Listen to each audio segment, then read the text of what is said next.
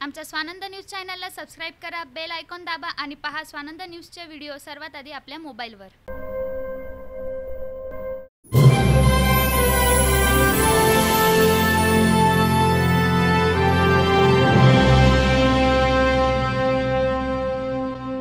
नमस्कार, मी श्रद्धा सकपाळ। स्वानंद न्यूज मध्ये आपले स्वागत। चर्चा तर होणारच।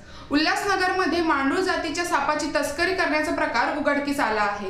उल्हासनगरमध्ये गुन्हे अन्वेषण शाखेच्या पथकाने एकाला अटक करून 15 लाख रुपये किमतीच्या सापाची सुटका केली आहे। देवराम हमरे असे अटक केलेल्या आरोपीचं नाव आहे। मांडूळ सापामुळे धनदौलत व ऐश्वर्य प्राप्त होते अशी अनेकांची श्रद्धा आहे। यामुळे या सापाची मोठ्या प्रमाणात तस्करी केली जाते।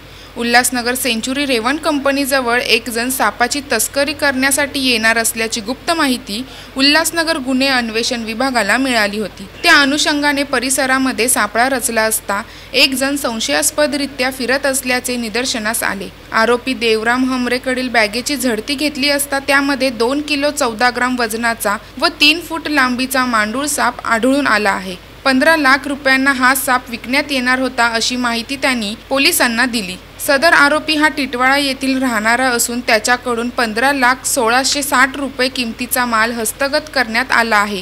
या प्रकरणी उल्हासनगर गुन्हे अन्वेषण विभागाने एका विरोधात बेकायदेशीरपणे साप पकडून त्याची तस्करी करण्याचा प्रयत्न केल्याप्रकरणी गुन्हा दाखल करण्यात आला असून त्याला न्यायालयात हजर केले असता न्यायालयाने 5 दिवसांची पोलीस कोठडी सुनावली आहे। आकाश सहाने, स्वानंद मीडिया, उल्हासनगर। आमच्या स्वानंद न्यूज चॅनलला सबस्क्राइब करा, बेल आयकॉन दाबा आणि पहा स्वानंद न्यूजचे व्हिडिओ सर्वात आधी आपल्या मोबाईलवर।